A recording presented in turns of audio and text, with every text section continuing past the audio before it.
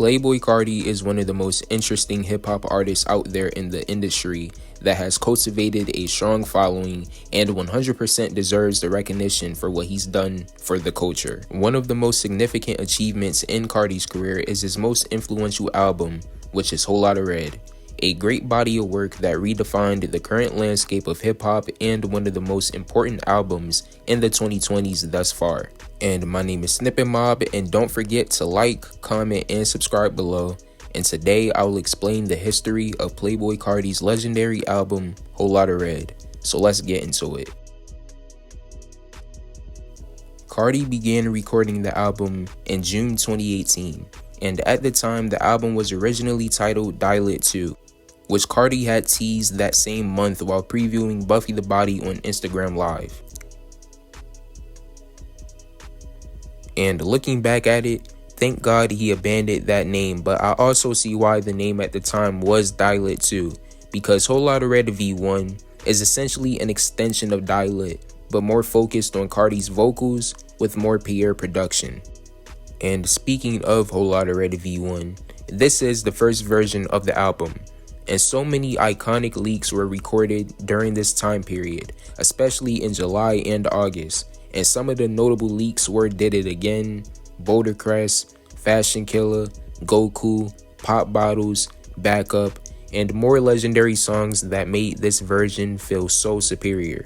In August 2018, Carti revealed the name of the album would be titled Lotta Red, and after this, snippets began to surface during this period that would become anticipated snippets in the Carti community. In November 2018, Carti embarked on a US tour titled the Neon Tour, and during the Seattle show he would preview Not Real, which is known as Molly, and New Neon, which were notable snippets during this time period. Months later, in March 2019, Carti does an interview with GQ magazine and announced that Virgil Abloh would become his creative director for the album. And at the time, this was very interesting to see, and I still wonder what type of aesthetic that Virgil was forming for the album and the cover art. In April 2019, Carti and Young Nudy's infamous song Pissy Pamper leaked online, which caused shockwaves in the community and became extremely popular, which led to an unofficial release of the song entering the viral 50 chart on Spotify. The song was also intended to be on Nudy and Pierre's collaborative mixtape Slime Mirror,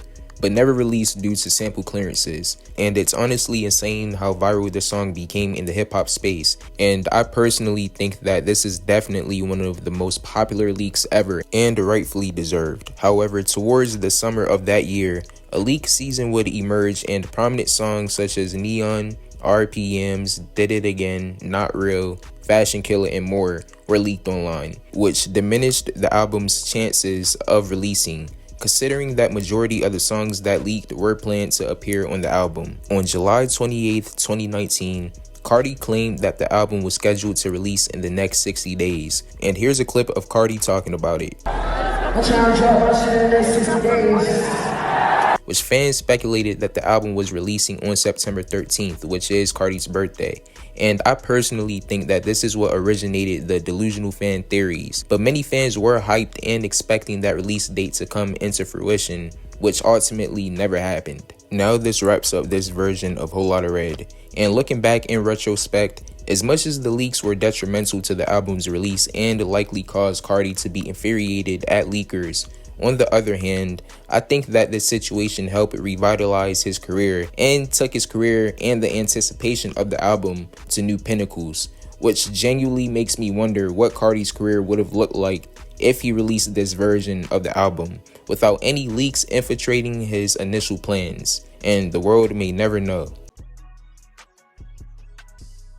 This version of the album is known as Lotta Red V2, which is a legendary era that lasted from 2019 to 2020, and this era is his most polarizing period to date, with Carti taking his sound to the next level through a heavier usage of his baby voice. Late September 2019 marked the very start of this era, and Carti's evolution as an artist was marked by the development of his vampire persona, which became a defining element of his image and music. And this period is also the time when Carti established his Opium record label. In October 2019, Carti would come back to Instagram with a new vampiric aesthetic, which featured him wearing all black outfits from brands that usually consisted of Rick Owens and Test 17 Elite's 9SM, and each caption would tease Whole Lotta Red, more notably the 48 hours locked in post, which led to more theories that the album was going to release that same week, which wasn't the case. Also, during this month, Carti recorded the album in New York in Downtown Music Studios between October 12th and October 20th. And Carti was working with top-notch producers that were really honing in on that unique sound for the album. And some of the producers he worked with included Richie South,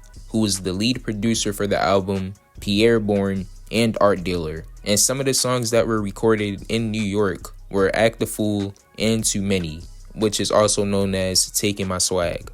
On January 14th, 2020, Carti does an interview with Culture Kings, and he reveals that the album is going to release that same year. And he also gave small details about his own record label. And here's a clip of him talking about it. When do we get a new album? Yeah. This year. 2020. All right. Is a year.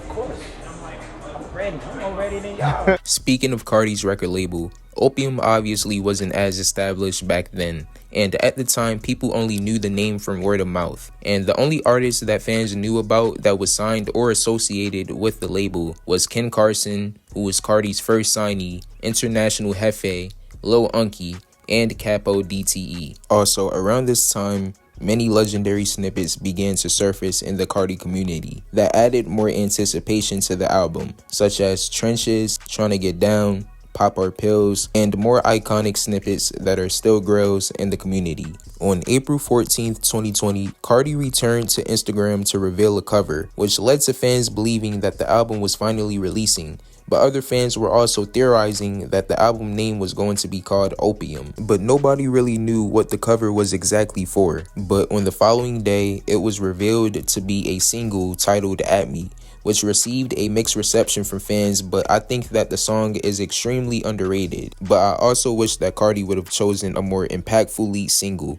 and it's alleged that a popular leak from the Carti community titled You Can Do It Too was initially the lead single. And after this happened, Lil Uzi Vert went to Twitter to showcase his own version of the At Me cover, which resulted in a fight according to Uzi. But after this, both Carti and Uzi settled their issues and began recording music together in Philly. Carti and Drake's highly anticipated song Pain 1993 would release in May, and the song received a horrible reception from fans due to Carti's underwhelming verse, which has grown on me since then. But after the song's release, Carti disappeared from social media for quite some time. But in June 2020, Carti's former stylist Paris House posted numerous pictures that were likely a soft launch rollout for the album, but nothing unfortunately happened after this.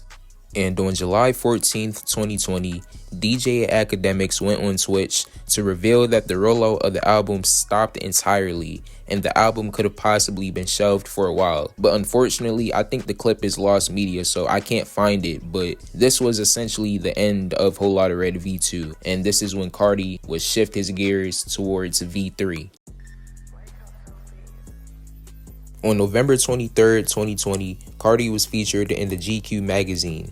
And in the magazine, Carti was quoted with a simple "we'll see" when questioned if fans can expect him to release the album in 2020. Later that day, Carti took to Instagram and announced his sophomore album was Turned In. And continuing on from the same day, Carti previews a brand new unreleased track titled New Tank on IG Live, which added fuel to this new rollout. Hours later, Carti would also preview Go to the Moon in the Middle of the Night, and he also previews Over on November 25th, 2020. And at the time, fans believed that the song was titled Long Time Part 2 or Started, and shortly after this, he would tweet that Pharrell would appear on the album. Following this tweet, Carti was featured on Lil Yachty's Flex Up, also joined by Future, which officially released later on November 27th. Also, during the midst of Carti recording his album, which at that point was the height of anticipation, he linked with Kanye West in late 2020 to work on the project at Ye's old ranch in Wyoming. And during this period, This is when Ye became the executive producer for the album, along with Matthew Williams. Carti also disbanded Richie South as his lead producer and replaced him with a new set of producers, more notably Filthy, which likely happened while Carti was recording the album in Wyoming with Ye. On December 10th, DJ Academics joins Twitch to live stream and confirms the album would be releasing on Christmas. And shortly after this, spray-painted billboards began to appear in LA. And from December 14th to the 20th, Kid Cudi, Post Malone, Travis Scott, and Future appeared to be confirmed features by Carti himself. On December 22nd, 2020, Carti would post the album cover, which was designed by Art Dealer, and the cover draws inspiration from the Slash magazine covers from the late 70s during the punk rock movement. Finally, on Christmas Day, Carti's highly anticipated album Whole Lotta Red finally released, and the album quickly gained negative reviews from fans and critics, and was beginning to look what everyone thought was the worst album ever. And at the time, it was extremely difficult to defend the album due to the overwhelming number of people who disliked the album. But fast forward today, the album has shockingly gained a lot of praise from fans and critics, and the album is now regarded as one of the most influential hip-hop albums of the current decade. And this album has changed the trajectory of Carti's career. And I personally believe that this album defines who Playboi Carti is as a hip-hop artist, and why he is meant to be an influential artist that has pushed the envelope in the world of hip-hop. This album was the key to the doors for the new age of hip-hop, with the race genre dominating the industry. And artists like Yeat, Ken Carson, Che, Osama San, and Homicide Gang were among those that made contributions to the genre and are all a part of Whole Lotta Red's umbrella. And I believe that this album solidified Carti's place in the hip-hop industry, and reasons like that is why this album is so iconic and just so great and cohesive, and everything about it is why Playboi Carti is an influential figure in hip-hop, and he deserves it. But hopefully Carti's next album will be a great body of work with a creatively driven aesthetic that feels cohesive and well executed like Whole Lotta Red. But we'll see what happens in the future. And now that the video has been wrapped up, I just want to say thank you guys for watching the video, and thank you guys for getting me to 500 subs, and I really appreciate that, and it's a blessing. So again, thank you guys, and again, my name is SnippetMob, and I'm out.